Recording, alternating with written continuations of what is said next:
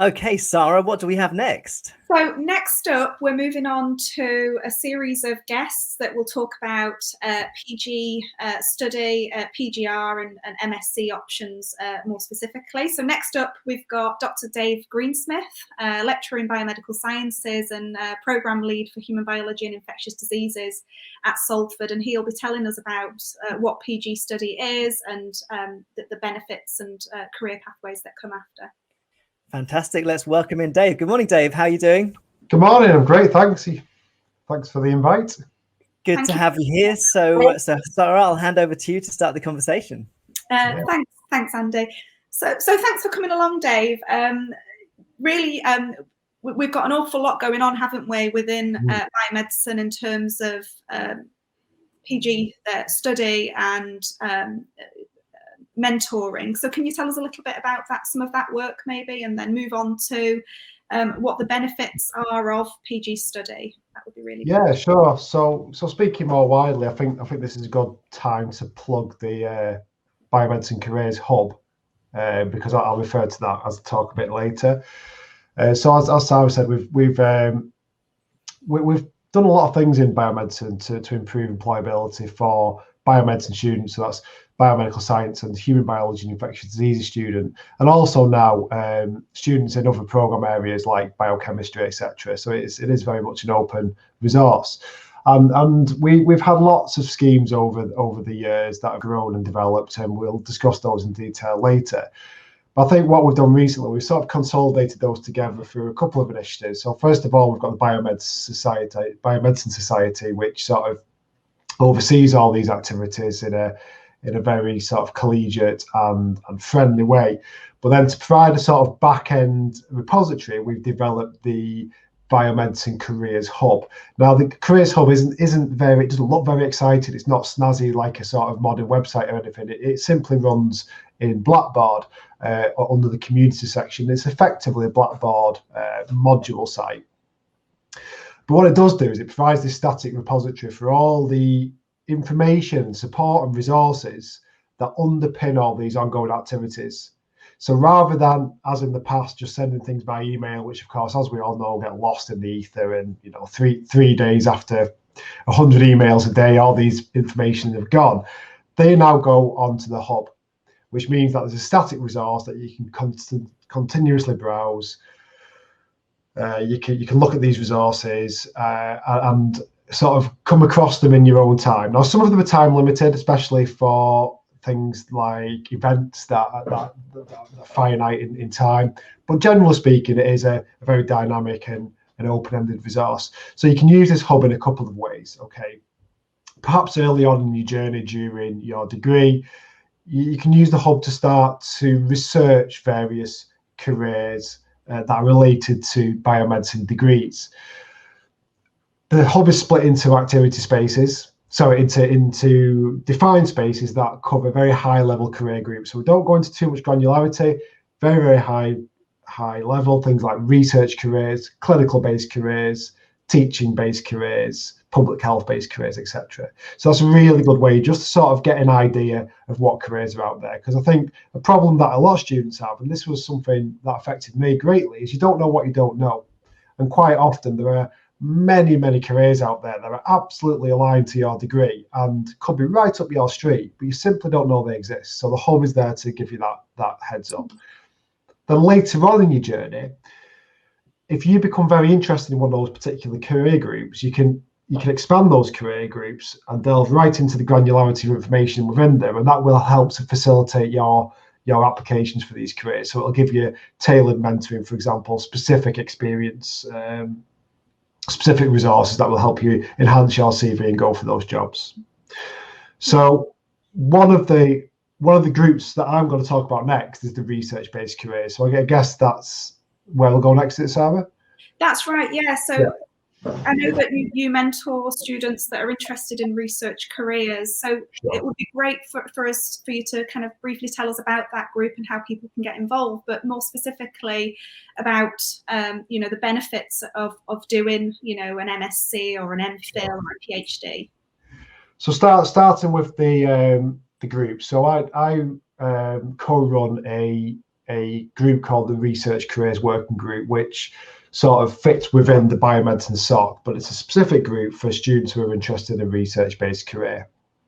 Okay, it's fairly informal. You know, researchers tend to be a fairly informal bunch. We're a bit chaotic at times, so the Research Careers Working Group mimics that. But we do use it to sort of crystallise and consolidate various activities that we were running anyway, but they're now in one place. So things like ways to enhance your CV. So the Research Careers Working Group will help you get in contact with various learning societies, which are great to engage with for and I'll talk about this later perhaps, to enhance your CV and really get yourself known amongst the scientific community. We run all sorts of symposia which tell you all about research-based careers. We have invited speakers who come in. We're about to start a journal club. It's been a bit difficult with the COVID situation, but that's going to start soon. We're going to have informal social events where like-minded students who are interested in science can come together, be geeks without worrying, and chat. So it's a really, really nice sort of society. Now, again, it's got two purposes. Early on, when you're just weighing up what careers you want to do, you can join the Research Careers Working Group, really just to almost informally and loosely align yourself to that, find out what research-based careers are, and of course, engage with some of the activities that are absolutely transferable in terms of experience gained to other careers groups. But then if you get towards your final year and you think to yourself, right, well, I absolutely do want to enter a research-based career. And to do that, you need to get certain qualifications, which I'll talk about in a moment. It will help you, it will give you mentoring to help you through that process, because it can be a very tough journey. You know, you've got to be absolutely top of your game when you apply for things like PhDs in terms of your covering letter, your personal statement, your CV, your interview technique, and we'll provide dedicated mentoring to help you through that process. So the second bit, what are the advantages? Well, this process is really to help you guys progress onto a postgraduate qualification of some description. There's really sort of, broadly speaking, three. There's an MSc, an MPhil or a Masters by Research, and then a PhD. So speaking very, very generally, what you've got to bear in mind these days, guys, is that it's a very, very competitive landscape out there. You know, when you graduate with your BSc, hopefully you're going to get your first class or your 2-1, which is, you know, to get really good jobs these days is almost a basic requirement. That shouldn't detract, you know, what I'm about to say shouldn't detract from that. It's a phenomenal achievement. You'll be one of few people in the world with expertise in a field of your choice. But the problem is there's more and more people graduating. There's fewer and fewer jobs. That's the bottom line. So you guys need to be able to stand out from the crowd. Now, one way you can do that is by doing a postgraduate qualification. Okay. So in the very, very simple terms, it's going to make you more employable. It's going to help you separate you from the crowd. It's going to give you extra skills, etc. But looking more specifically for research-based careers, what it can also do is, as well as just making you generally more employable or attractive to employers, it can open additional doors that are additional to those that open subsequently to completing the BSc. So there are certain careers which will require a postgraduate qualification of some description. Now, a really good example of that are what I loosely refer to as research-based careers. Now, I'm going to keep this fairly brief because on the hub, under the research careers area, I've got an hour-long talk which goes into all this in detail, what research-based careers are, how you get into them, prerequisites, the process, etc., etc. So rather than repeat all that here, I'd encourage you to go and have a look at that. But what I kind of mention in that talk is that for many research-based careers, which are loosely categorized as academic-based research careers, so working in a university doing research, in your example, it might be drug discovery or better understanding the disease process or some treatment strategy. It could be industrial-based research, so product development, research and design, biotechnology, etc. Or it could be clinical-based research, so more working with patients in hospitals, etc. Now, a lot of these careers, of which there are many, have a common prerequisite, which is the PhD, okay, which is technically the highest postgraduate level qualification you can get, okay. Now, PhD is a little bit unusual. It's not a taught qualification at all. It's where you're essentially working as a research scientist. It's your first academic job in essence. And that's the common prerequisite. But to get onto that, sometimes might require a bridging degree. Now, you don't, contrary to common misconceptions, you don't actually have to have a master's to do a PhD. The problem is PhDs are very, very competitive, and what they're looking for is research experience. And sometimes having just a BSc doesn't give you quite enough research experience to convince a PhD supervisor that you're the person for that job. Yeah. And this is where doing something like a Masters by Research or an MPhil can provide a nice bridging gap. Okay. Thank you so much, Dave. Yeah. That's an awful lot of information. And I think it will be great for students to now go off onto the Biomedicine Careers Hub. And if they're not on there, hopefully they can reach out to you and get access. Absolutely. And as you say, students have got the option of doing an MSc or an MPhil. We'll find out a little bit in a moment from the Associate Dean for Research, Ian Goodhead, about the research environment here at the University of Salford. And then after that, we'll meet a handful of the programme leads for taught MSc programmes. But thank you so much, Dave. We've run out of time for questions. I'm sure lots of sorry. No, it's not your fault. It was at the beginning. We ran over ever so slightly. But yeah, thank you so much. And I'll hand over to Andy to bring in our next visitor. Thanks very much, Sarah. And it's great to have our next guest join us, because so much of that research career relies on the research environment within the university. And who better to speak about that than Dr. Ian Goodhead. Welcome, Ian. Good to have you here. Hi, thanks for having me. So there's so much research that happens within the university, but also within the School of Science, Engineering and Environment in particular. So give us a bit of a flavour of what's happening and where our sort of priorities are, and what you think the opportunities are for prospective students to apply. Yeah, all right. So a bit of context to the school in which you all sit. So obviously our Directorate of Human and Natural Sciences that we're all a part of here is one of three teaching directorates, computer science, engineering and mathematics, and the built environment and acoustics. And all under the umbrella of obviously the School of Science, Engineering and Environment. So imagine what that encompasses, not just the biomedicine that we've been talking about and the wildlife, but the computer science, be that programming or big data and machine learning and artificial intelligence, all the way through to new technologies like virtual and extended realities that I know you're very passionate about, Andy, and how we visualize big data using those new technologies, all the way then onto the engineering sciences and robotics and new soft robotics and all the way into, say, civil engineering, new materials that are used in the construction industry, or even thinking back into the biomedical areas, and then all the way right round through acoustics and how acoustics is used in designing new medical devices or understanding the impact the noise has on our health, etc., etc. It's a huge, diverse school out there, and we're one part of that massive cog. And we were really brought the school together back in 2019 to offer those collaborations across this space. And research has a big part to play in that. Obviously, the teaching and learning too, but the research space is really embracing that collaborative spirit. Using these different aspects and bringing them together to answer the big questions. How can we design new robotic arms to help people in terms of their rehabilitation with our friends over in the School of Health, or what's the impact of pollution to our health in terms of clean air, and how can we design landscapes with trees, etc., and green infrastructure that we can see now on the fabulous outside of the Cockcroft building with the Ignition project, to help in the sustainability of buildings and improve their energy efficiency. All of this activity is going on, and of course students play a massive part in that environment. It's PhD students, it's master's students that are delivering and doing this research in collaboration with the likes of us that we help supervise. It's a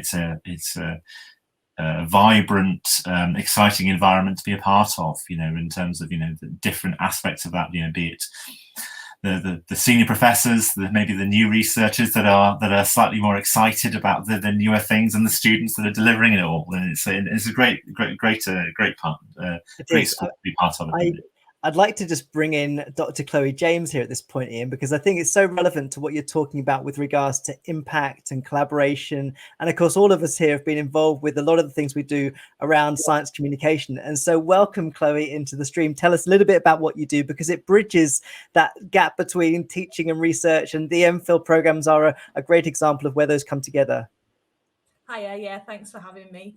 So I'm a senior lecturer here in microbiology, but I'm also really actively involved in science communication. I feel that one of the things that Salford do really, really well is SciComms. We're a big partner with Manchester Science Festival, and I know Andy will probably be talking about this later in the week. But we're also involved in loads of activities.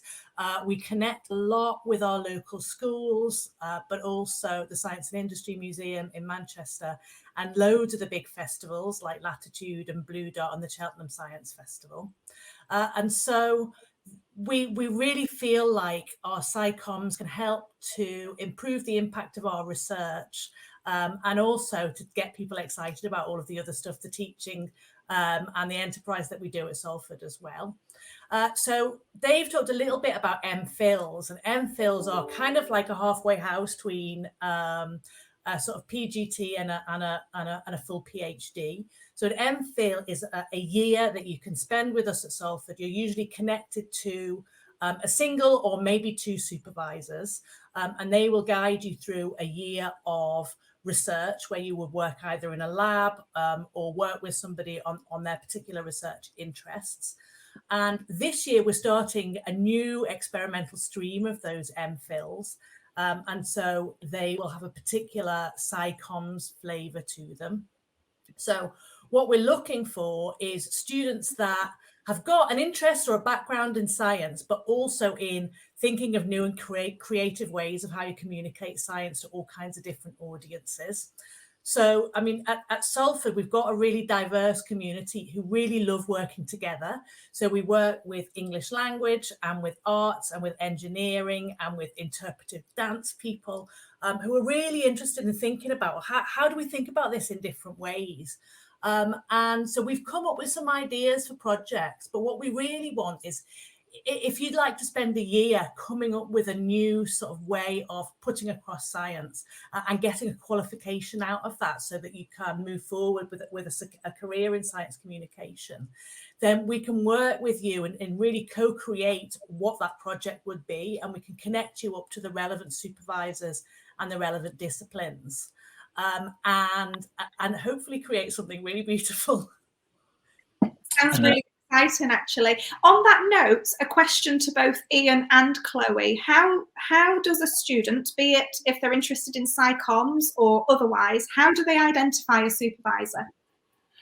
It's a great question. I mean, the communicate, talk. You've met us all, right? We're dead friendly people. Yeah. The first part of it is to have a conversation, about what has interested you. Throughout your degree, your undergraduate degree, you will have met us and you will have worked with us and identified topics that interested you. And us as lecturers, readers, professors, whatever, are passionate about these subjects too and are happy to talk about it. The first port of call is always have a chat. Find the lecturer or whatever that you like working with, and scope out what opportunities are there. The MPhil, as Chloe rightly says, is there in terms of the SciComms, but also the broader aspect as well. It's a year's research intensive advanced research degree.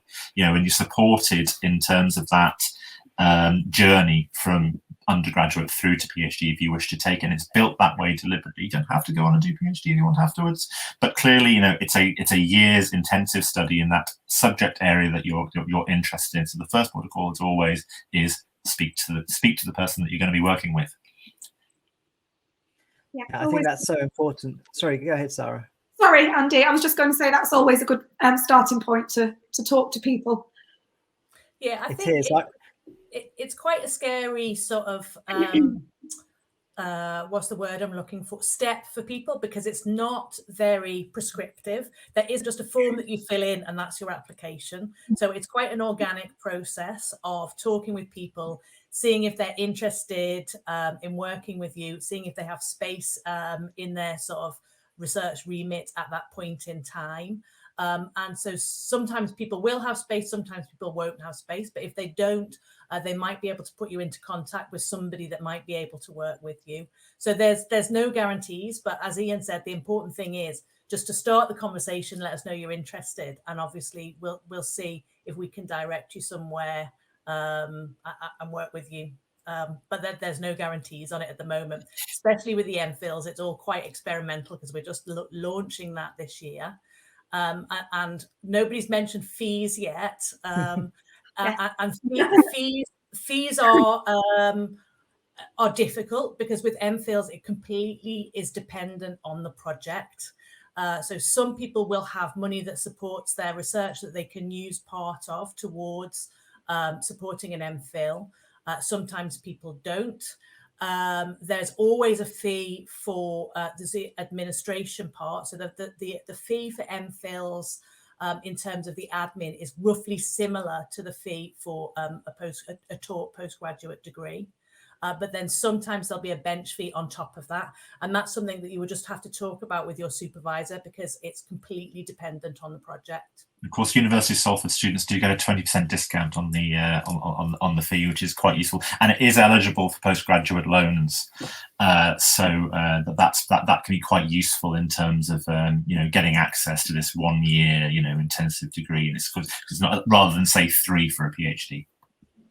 And I was just wondering, what about for students? You've taught there, haven't you, about our current students and how they would know you and be able to discuss their expertise. What about for students that aren't current students here?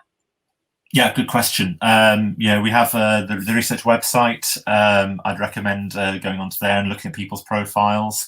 Hopefully, if we're doing our job right, you'll have found our papers and our journals, and our contact details are in there, of course. But also key websites like Find a PhD and Find a Masters.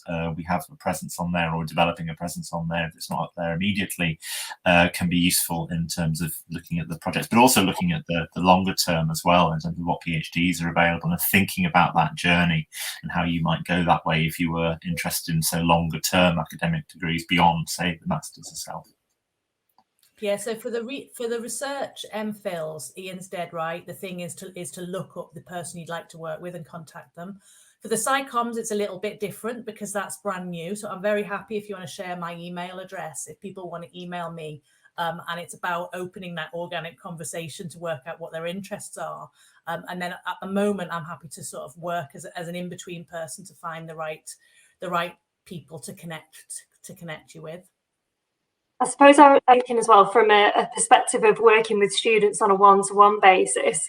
Sometimes I get questions about how, do sort of academics get bombarded with requests and things like that, and how can they stand out? So is it best that they pick up a phone and give you a call, or is an email approach a better approach? What would you say is works the best, really?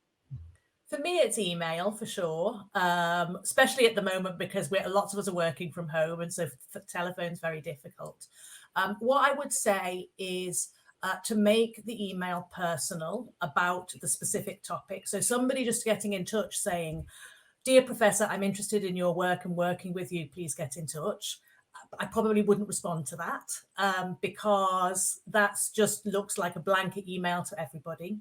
So you should put a lot of thought into it. What are your interests? Why are you contacting me in particular? Have you got any ideas about, you don't have to have a full project proposal, but an idea about the area you would like to work in. So not a big long essay, a couple of lines of who you are, where you've come from, what you'd like to do, why you're contacting me. And I guess the other piece of advice would be persistence, because quite often we get bombarded with hundreds of emails in a day and we might miss an email. And so quite often you will I think Arijit was saying earlier on that resilience is so important, because you'll get silence back a lot of the time. Lots of people will not reply, and it's not because we're being rude or we're not interested, but quite often we just miss those emails. And so obviously not pestering and sending millions of emails, but maybe a reminder a couple of weeks later saying, oh, I'm not sure if you saw my email. I'm really interested in this, with just a few words, and yeah, not to just rely on contacting one person. I would think about quite a few people, and send them personalized emails about your interests. We also work together as well, you know, and so sometimes, you know, bouncing an email off another person might be quite useful because, you know, we'll talk to each other and want to work across a team as well. So, you know, do persist, absolutely. Yeah, absolutely. Because quite often, as you say, you do have a supervisory team. So it might be that you actually have two supervisors, and that can actually bring together distinct and really great areas and create a quite a unique novel project as well. That's fantastic. And it's we got a message from Kate, interested in science communication. I've shared your email address with Kate already, Chloe, so that's great to see. And I think one thing just to get across is that, you know, when I started my PhD, it was a very different world. I think it was back then a lot more to sort of getting on with your research. And there are now so many different things that you do across your time as a research master's or as a PhD student. But it's a very active life, isn't it, Ian? It is. It can be quite busy. Yeah, it's post-COVID. It's been an interesting time. Let's put it that way in terms of you know, the impacts that it's had. And actually, when we've designed this MPhil in a way to start to give a bit more of that lab experience back, you know, that might have been lost in that time. You know, that vibrant atmosphere, working in a lab, writing up your results, even having access to things like conferences and engaging with the wider scientific community, which can be a massive step in terms of onward relationships and looking for careers beyond you know, the year or 3 years, whatever it is. You know, so it's quite varied actually. You know, day to day. You know, whether it's, you know, in the lab or analysing your data or writing up or interacting with people and talking science in a research group. There's a lot to do, and it's really exciting. There is. Well, thanks so much for being here. I know you both have to head off now for other things, but thank you, Ian and Chloe, for joining us. Thanks for having us. Thank you. See you soon. All right. Bye-bye.